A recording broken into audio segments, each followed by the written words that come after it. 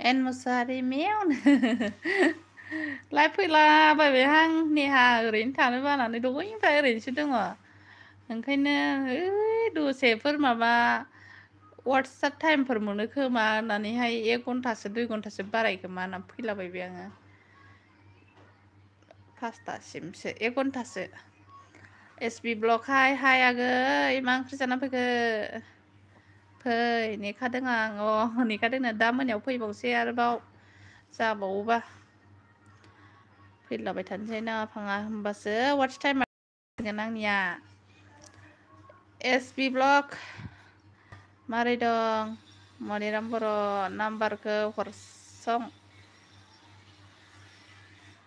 मनिराम बर' मा होनदों मा नाम्बारखौ हरसं बेलाय हरसाय होनदोंना हरसं बिदि माबायाव इउटुबावहाय नाम्बार हरनो बोरैबा मोनो मनिराम आगै इउटुब माबायाव फेसबुकाव थां फेसबुक पेजावहाय मन्जुलि ब्रह्म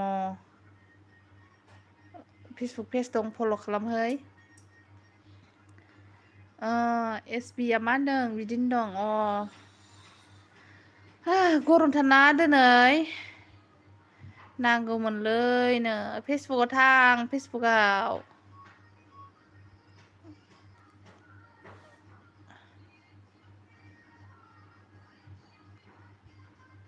रदेनो मा जालायखो नेहा मा नाम मनजुलि ब्रह्म प्रफाइल पिकचाराबो बेनो नामाबो बेनो आंखौ सापर्ट खालामदोंना खालामाखै नोंलाय मनिराम बर'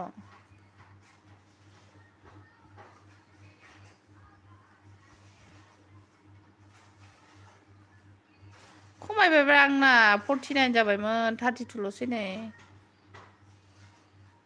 नै एबाउटआव दङ नै फेसबुक बेलाय नै थांबानो डाइरेक्ट थाङो मा नाम मामा 49 थांबायमोन आंना मिथिबायना 32ल'सै ओरै 8जन 17 जन खमायबा खनसेनो नै बिदि बाहाय दोनबाय लाइभआ दोनबाय फन फैनानै गैया थांफिननाय जायाखिसै फन फैदोंमोन आंहा गुड नाइट होनदोंसिनसो दंखायो आङो लाइक दानाबो थेंक इउ लाइक होनायनि थाखाय बिदि फंबाय आंनिया दिनै माबाजन खमायदों दे 17 जन खमायदों 49 जाबायमोन 49 जाबायमोन आंनिया 32ल'सै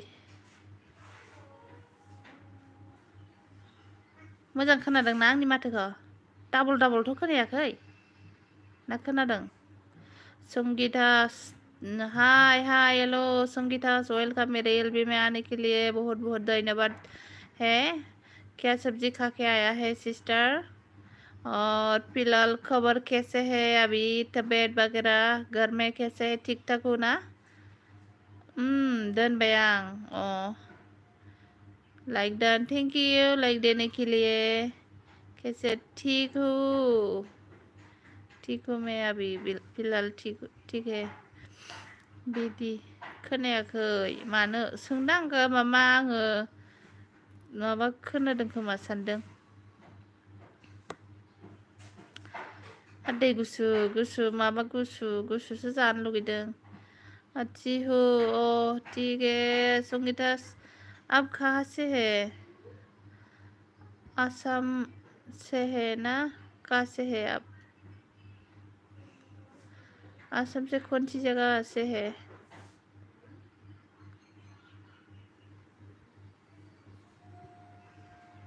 जा गुसु जानो लुगैदों दिनानो ना नोगोर गरम होखादों दिनैहाय सान्दुं गोसायाव रोनाव बाजाराव थांनानै फैखांबाय आप बिहार से है सो थैंक यू बिहार से मेरे एलबी को ज्वाइन करने के लिए थैंक यू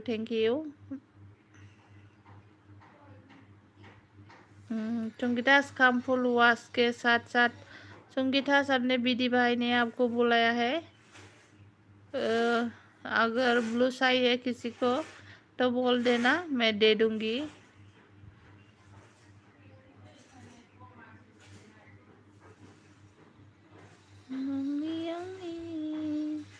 हाय नोंसोर संगीता स्टाइरिनियावहाय बीडीजी कितनी आईडी है बोला है संगीता के पास भी 10 शायद 10 ना 5 था आईडी है। बीडी भाई के पास आईडी नहीं है शायद। आईडी है कि नहीं बीडी? आईडी है तो संगीता के साथ जुड़ जाइए। 5 आईडी से कम हो तो फिर मैं आप दोनों को ब्लू देता हूँ, ठीक है? और 20 आईडी है। उसके पास ज़्यादा नहीं है। 20 आईडी से बोला 5 आईडी से बोला रहे तो फिर आप 5 आईडी से मिल लो। इसको दे दिया मैंने ब्लू। हाँ ओके। कौन कौन है भाई मैसेज करो, कीप मैसेज। ओके स्टार ने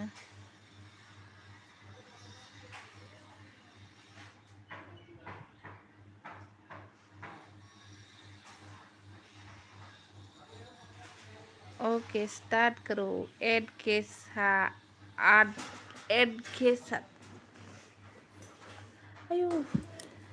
आयो setelah ओके स्टार्ट।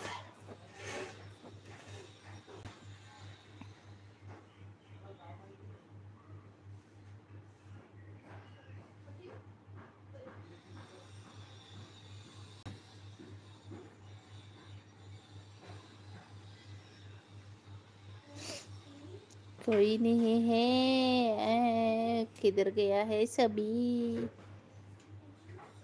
ऐड भी नहीं है। सोर साथाम दं मेसेज हरलाय जोंहा रायलायनि एसे, नङाबा दा उन्दुनोसो ओंखारगोन आङो। शुभजित नितामणि गुड इभिनिं।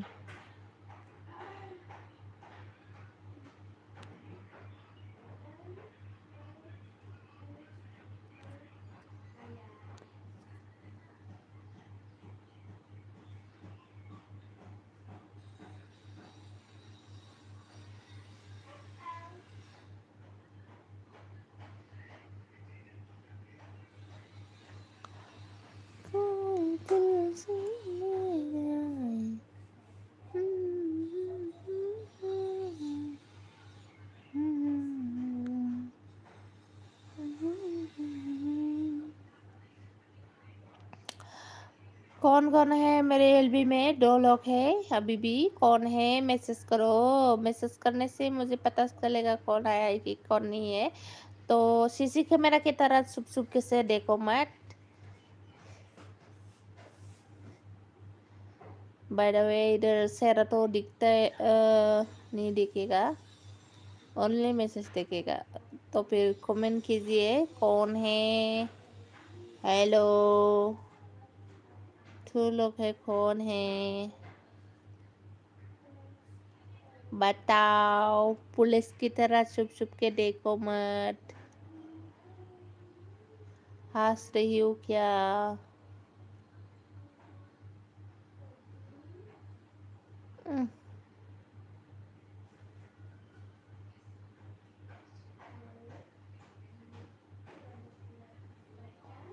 कौन कौन है सपोर्ट कीजिए। लाइक नहीं किए तो लाइक कीजिए। जोंहा दिपाली आगै फैबाय। दिपाली हाय मा खबर नागिरदों नोङो? खबरा बिदिनोसै आगै, मोजां गाज्रिनि गेजेराव। आरो नोंहालाय माथो मा ओंख्रि जाखोनो? ओंख्रिया जाहैबाय मामासो खुमब्रा बाथोनसोहाय आगै। नोंस्रालाय माथो ओंख्रिमोन? मा खबर आब'? खबरा बिदिनोसै आगै, मा होनबावनो आरोना। जायगायावनो सुखु जायगायावनो दुखु, फोरमायबाबो जोबनो रोंला दुखुफोरानो। सोरनो खिथानानै गोसोखौ गोजोन मोनबावनो दिपाली आगै। नोंसोरबो हाबा जाबासो मिन्थिसिगोन, हाबा जाबासो न'आव गासिबो मोजां दंबा दङ दंनायालाय प्राण कृष्ण राबा हाय वेलकम मेरे एल्बे में प्राण कृष्ण गुड इवनिंग क्या सब्जी खा के आया है प्राण कृष्ण राबा मेरे लाइक नहीं किया तो लाइक करो और सपोर्ट नहीं किया तो सपोर्ट करो कृष्ण राबा शायद नया है या ओ फ्रेंड है ऑलरेडी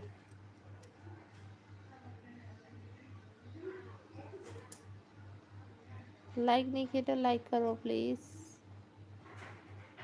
ये दोनों कहाँ से लग गया संगीता's किचन और जोंहा खारै ओंख्रि आरो आलु अमा बेदर भाजा पटल सबाय बिमा आरो आलु एवनायसो आब' हाबाब मासिबां ओंख्रि जाखोबा आलदिफालि जोंहा खारै ओंख्रि आलु आरो अमा खारैया मा ओंख्रि खारैया ना आलु अमाखौनो खारैनि जादों पटल भाजा एवबाय ओमफ्राय सबाय बिमा एवबावबाय आरो आलु एवबावबाय माने ज' मिलायनानै एवदों आरो पटल सबाय बिमा आलु मोनथामजों ना मा सोर फन हरलाबायखोलै नै फाइनान्सियेल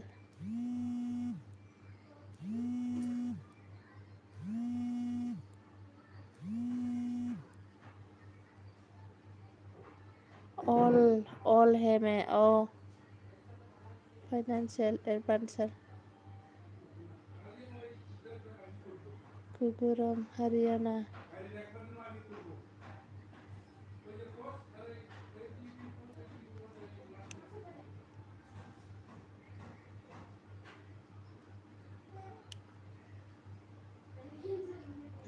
आबर पियार बर' सानजारि नोगोर बैसागु जोबथा बिदायनो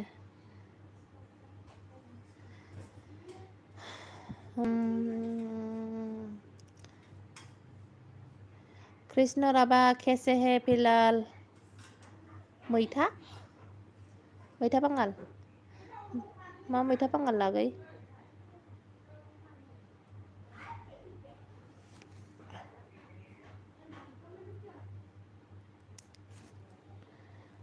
आलू जिंदा खिबा केबेक नामा आसु जिंदा खिबाके आसु जिंदा खिबाके बुजिनाय आंनि बुजिनाय अनुकी लाइफ हाय वेलकाम मरानाय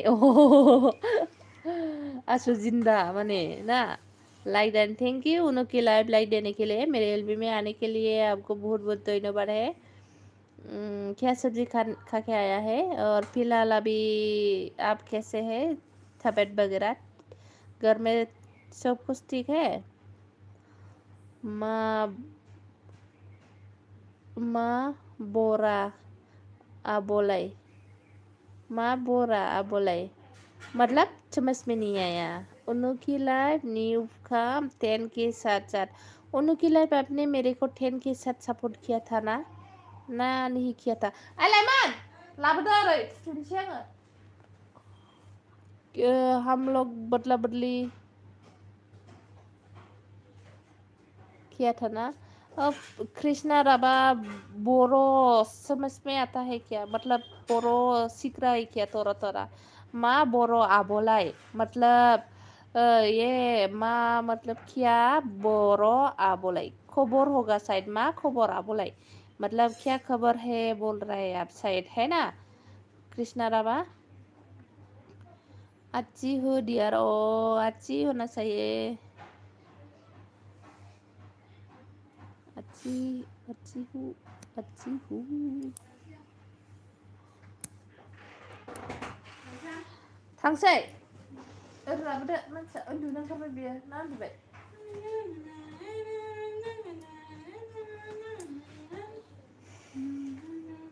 बोलो बोले कमेंट करो कीप द कमेंट प्लीज মই জিন্দা থকা মাদু মানুহ মই জিন্দা থকা মানুহ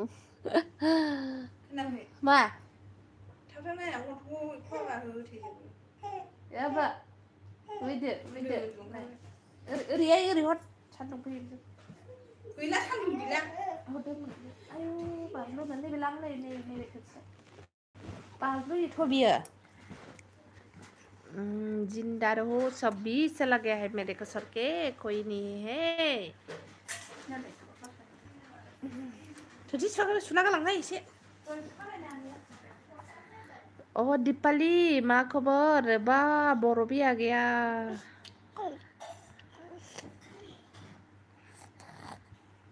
एनके SMS 2.0 हाय लाइक थैंक यू एनके मेरे नया फ्रेंड कल हायन की लाइव में फ्रेंड हुआ था ना एनके थैंक यू मेरे एलबी में आने के लिए न्यू कम रिटर्न मिलेगा अभी प्लीज ज्वाइन 5 से कम रिटर्न मिलेगा अभी प्लीज ओनू की लाइव आया था शायद चला गया होगा ओनू की लाइव ने 10 आईडी से बुलाया था ब्लू दे दो प्लीज ओके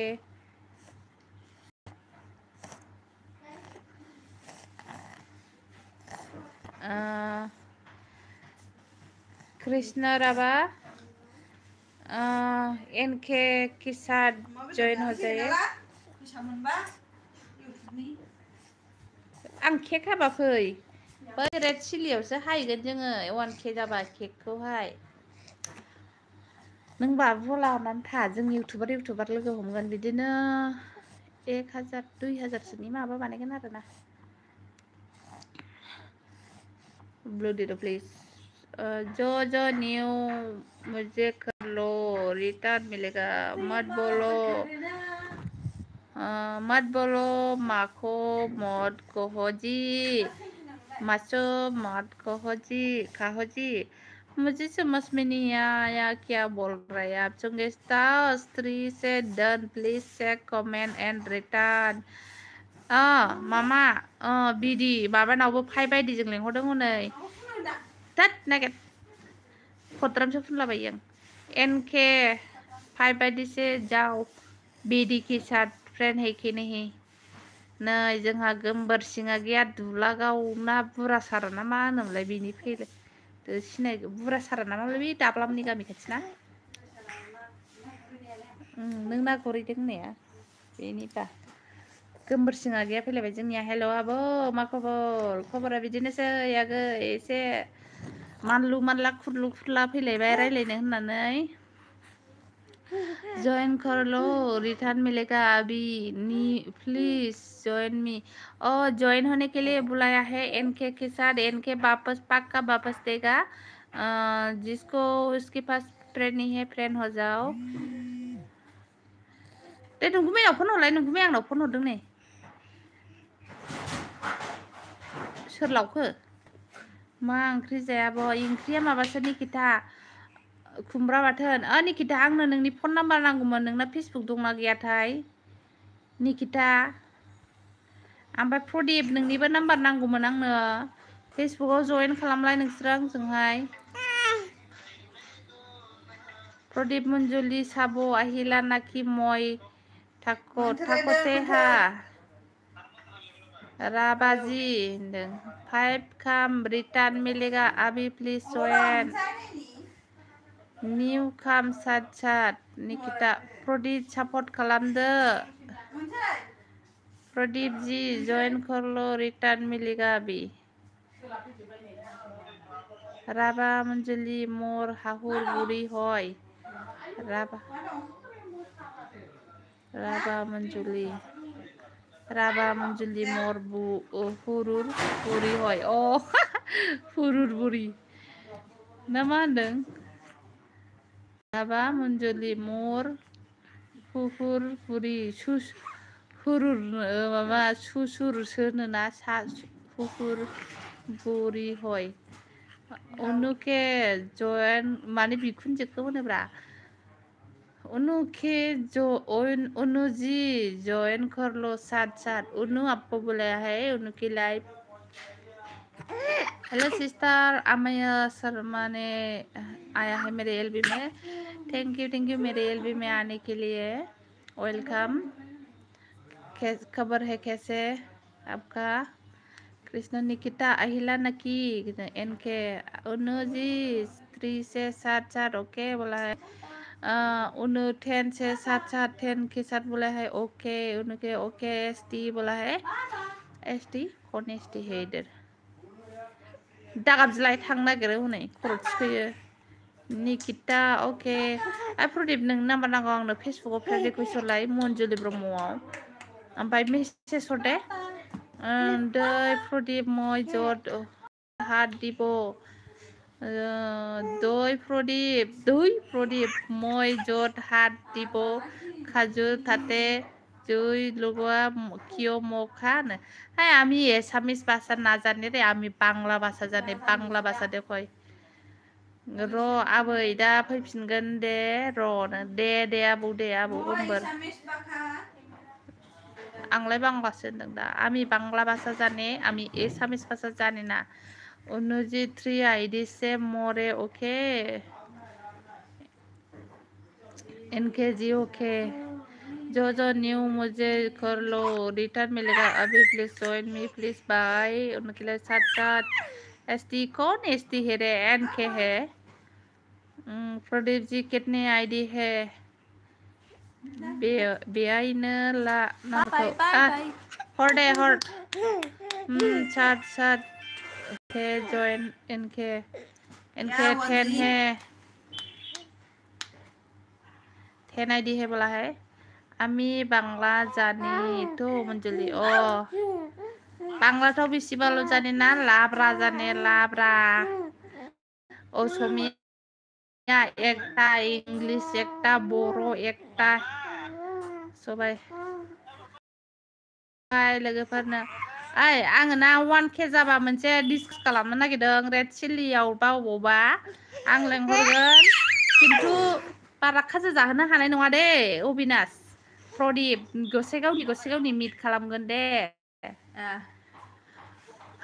मन्जुलि बारि कटाय বলেন गारि बारि गसाइगाव किबा बेंगल बर्डार। मा होनदों? रुटि जानो नागिरदों। ओंखाम जाखांनानै मा रुटि जानो नागिरलायखो बिलाय?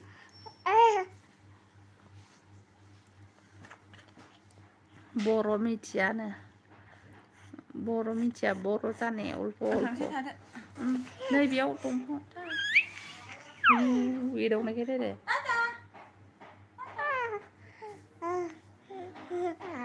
86380 र' 86380 स्क्रिनशट। 1K जाबा खाजा जाहोनांगोन दे। माखौ हनै नाहलाय नों मा रायलायहरबाय थायो नै। ओइ फिसा मुलि लायनो बाथौ होदोना थांफिनसै। थां बाबाय आङो थांनो। फैसा गैलाना आंनाव 200ल'सै। 3,500खौ बाहायजोब्बाय आं। लांलानो मादैया थांसै आबा थांसै। केन्द्रनि दोननाय गैया। थाङा हा गेन्द्राया माखासे 1500-1700 लांदोंमोन बे। मा खालामनो 1000 सन'ग्राफि खालामबाय। 1K जाबा खाजा जाहोनो नों जाहोदो अबिनाश। माइनास जाबाय नोंबो जाहोआसै आंबो जाहोआसै। नों मानो फैबाय थायो ना हसे माबायदि नाहरबाय थादों?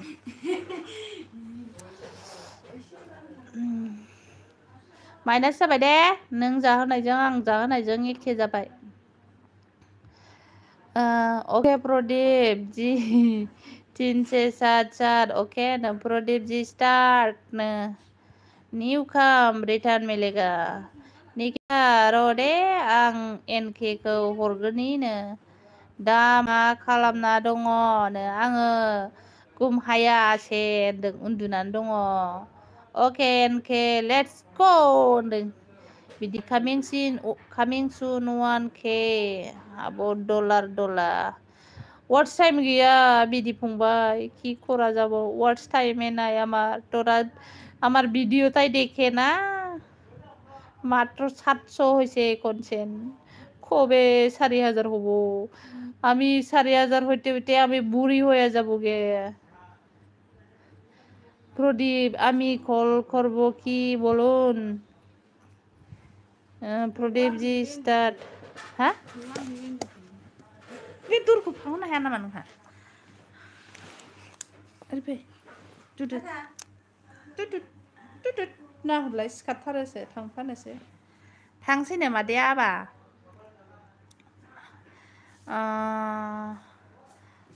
और न्यू मुझे जॉइन कर लो कंग्रेचुलेशन बीडी नाम्बार लाबाय ना लायाखै माथो मोनब्रै मोनबाल' हरनानै दोनखो नोंलाय ससे नाम्बारा बर' प्रदीप बिदि हरबाय न्यू काम 10K साथ साथ बुरी होले ना रे बाबा मंजुली बुरी होबे ना रे बाबा मंजुली ने राबा मानोथो लाफैदावबाय थायो नोंलाय हर थादो ना थां गाबोन थांदो बिदि जि आं नोंनि नाम्बारखौ खावबायनो दिदि जि आं नोंनि नाम्बारखौ खावबाय प्रदीपनिसो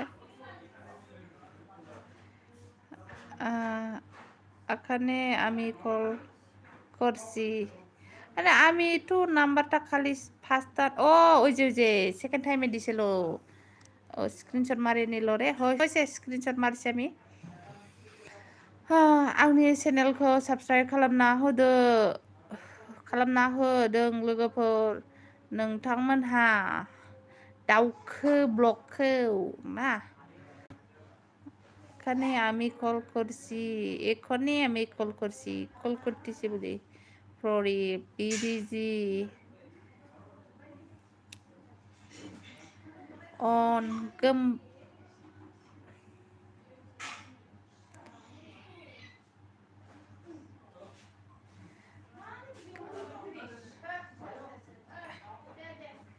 गोमबोर सिं नाम्बार हरदो खाम गैया मंजुलियाबो खाम गैया खामानि गैया मंजुलियाबो मा होननाय जाखो बुजिनाय आमी प्रदीप सिस्टार क्यों सिस्टर प्रदीप जी लड़की नहीं तो लड़का है ओ नार्जारी की खबर आसे गोमोर सिं मा ओंख्रि आबै खुमब्रा बाथोन बिदिजि खाम 10K साथ आदे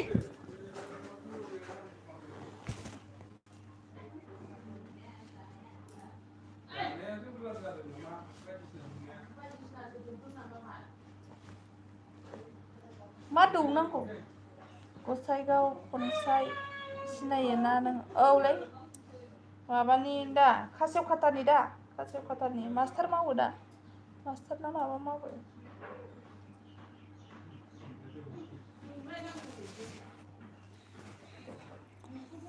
प्रदीप चिस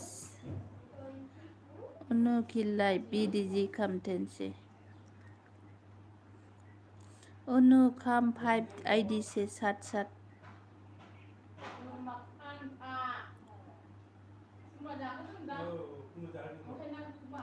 राबा मोर बहुत बुरी होई दे सुकु निदिबा राबा मोर हुहुर बुरी होई दे सुकु निदि राबाया मा होनदों ओइ प्रदीप सिसकिया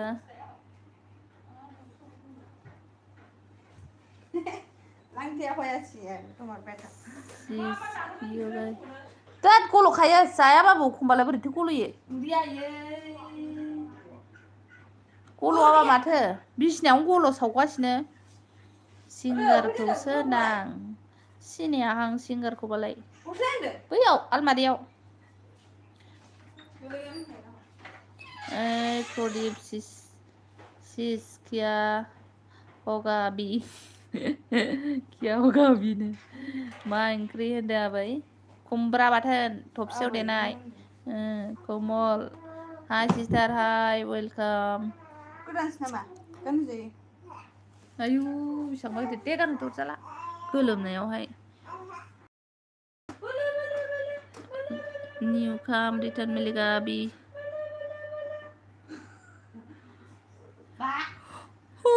ओके स्टी कमल जी ज्वाइन कर लो रिटर्न मिलेगा अभी प्लीज ज्वाइन मी बोला है प्रदीप बीडी दीदी जी थोड़ा सा फिर करो ना फाइव आईडी से बोला है राबाने बोलाय नाय नाय थोर सुसुर নহয় मोर जीवन হব গৈ আছে ও প্রদীপ এই কি নাই নাই থোর সুসুর নহয় माने गिटारखौ गानो आयु लायलाय बाब्राबबाय थादों होनलाय सिखारनोनो थांबासि नोङो मादैजों गाइखेर जाहो उदैयानो गैया बिदि आंटी बोलो प्रदीप आंटी बोलो प्रदीप दाउखो जे जॉइन कर लो रिटर्न मिलेगा ऑन मादैया थांसिनो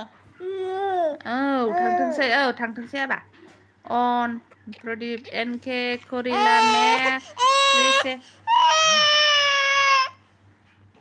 क्या हुआ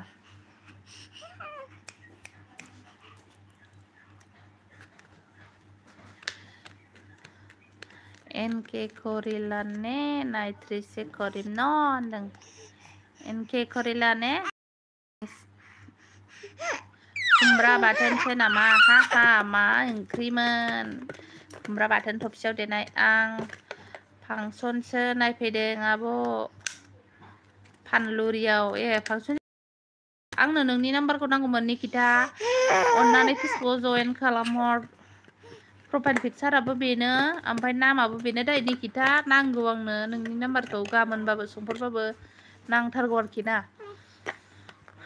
दाउखो मा लेखा फरायनाय बायदि फरायबाय थाखो औहाय मा खालामबावनो मेगनफ्रानो जाला बुरि मानसि एसे खापसे मोनलोङैखाय माबा जादों होननायसो जानोसै मोनलोङाबा लोंग्रा बायदि आरोखि ना मंजुली परी पागल নহলে हल आजी प्रदीप मंजुली स्ट्रेस परी पागल নহলে हल आजी प्रदीप কি খোয়া থাকে তোরা দুইজনে রাবাজি ও হয়তো इंख्रिया गैया मंजुली ओहो इंख्रि गैया इंख्रि नाय खुमब्रा बाथोन हय आजिखा खिसु सबजि नाय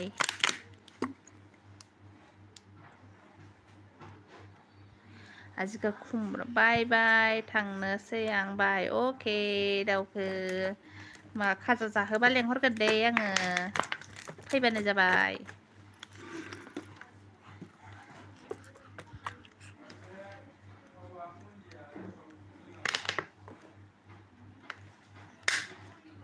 आफा आफा मिस्ट्रिया थांबाय मिस्ट्रिफोरा थांबाय फुजा होनसां होनबालाय सेरेब बनाब जाने नाय ओ मंजुली सेरेब बनाब जाने ने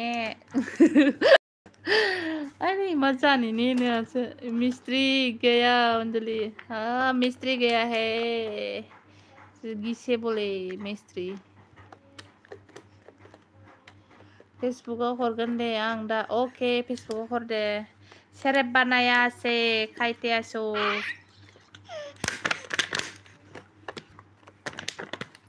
प्रदीप जी तू से क्या रिटर्न कर दिया प्रदीप तुमको 2 आईडी से सपोर्ट किया है एनके ने एनके एसएमएस क्री दिलो मोय तुमाक एनके एसएमएस रिटर्न कर दो प्लीज कर दो प्रदीप जी प्रदीप जावैसो रिटर्न हरनोनो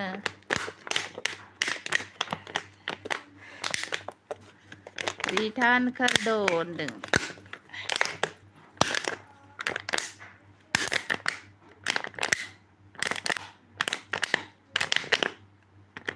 राधे कृष्ण राधे राधे सुखितास्ती আমি যাব সেরেপ খাবো মঞ্জুলি বিহারটাকে আসবো কোনখানটাকে বলছিল বিহারটাকে বলছিল না আপনি বিহার কইছিল না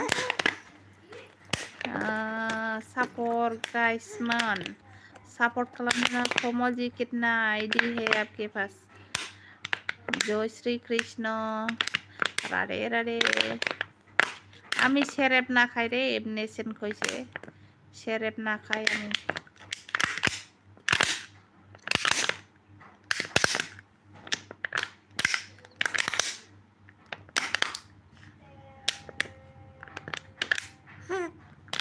Dabudung budung tak tak. New come return denggabi.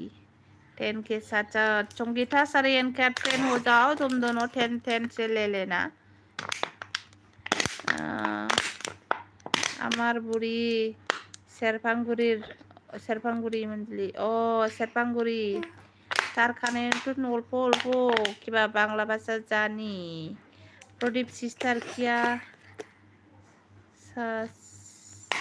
क्या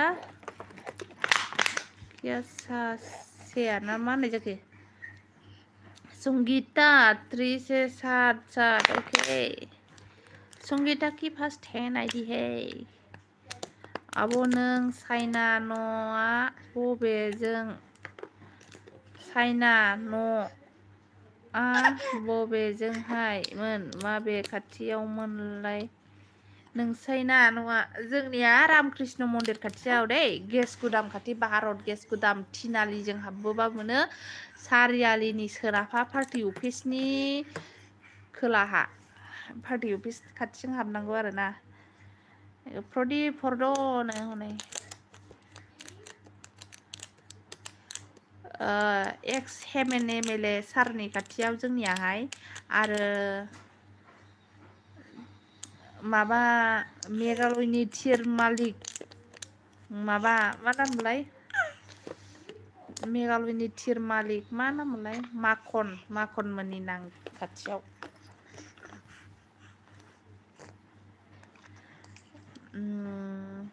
प्रदीप हरद' আমি বাংলা জানি অসমীয়া জানি बर' অলপ অলপ জানি হিন্दी জানি आरो राभा मिथिया तारले केन'ट राभा टाइटेलनिसै ओके एनकेजी 7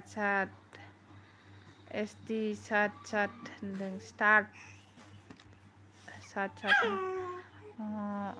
बेयावसो ना बेयावसो जोंनिया बाजाराव थांसै आबै टाटा खासिबारि बाजार जाहैदोलाय नोङो खासिनि ओरै बारियावहाय ओके पाकिस्तान प्रदीप सिस्टार गैया मा बुंखो आब' आन्दायलायखाबाय बुंनायाव आब' न' खिथानाया एड्रेस खोन्थानाया दा ओके स्टार्ट लाय एनके से कमल जी रिटर्न कर दिया इनके संगीता जी 5 डन प्लीज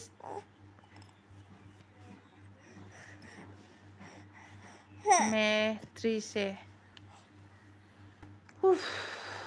मेंबें दिनै बाजाराव थांनानै बाजाराव इमान बिहिरमोन दिनै गसाइगाव बाजारमोन ना दिनै सुनिबार ओरैबायदि बिहिर बाजारा फाग्लासो बिहिरा सान्दुं गोसायावहाय खासियाबारि आं मिथिखादों नोंखौ खासियाबारियाव थांगोन होननानै गाबोन जों खासियाबारियाव थांगोनथ' रामदेवआव थांगोन जों गाबोन रामदेव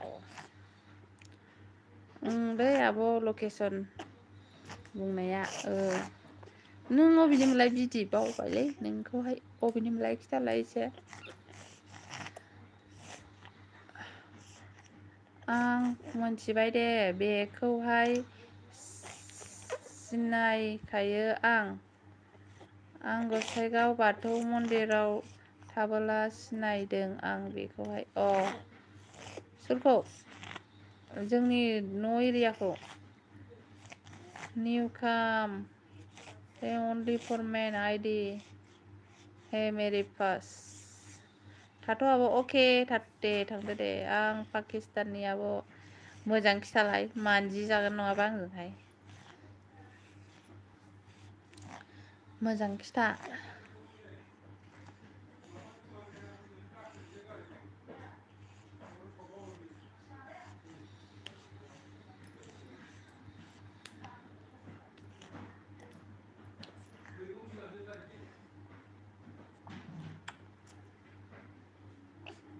मेघालयनि थिरमालिखौ बिसिनि खाथियावनो बिल्डिं लुबाय मालाय जि गोजौ दुइथाला थिनथाला लुबाय दाना जोंहासो बिल्डिं लुनो हायाहाय गैयै मानसि मनजुलि गान गाय दिया आं दिनो फाग्ला गानथु आं दिनै पागलि आंनि मुङा मुसुखा जाबाय হয় না রে আমার কিবা কি কয় ওই শুনা हाबा गिदों मानो बिदि खालामो मा नोङो नायसाय बा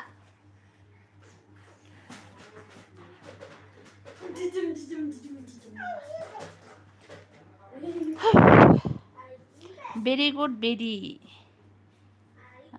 आं दिनै पागला आंनि मुङा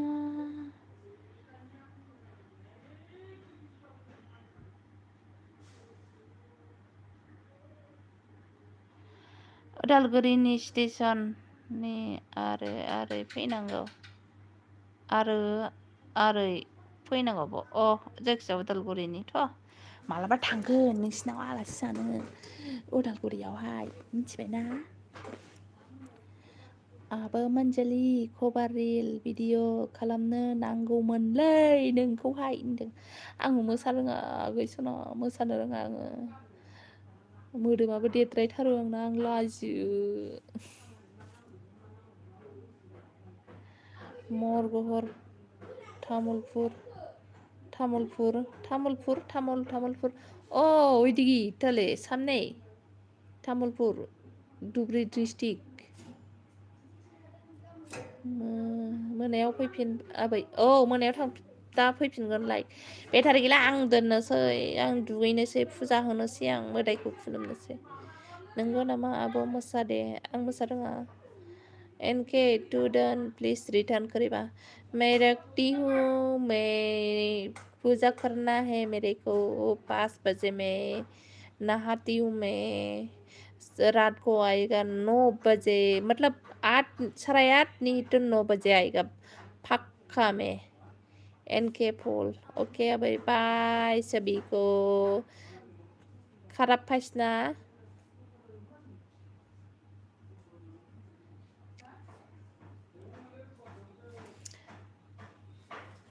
सभी बाय बाय बोलो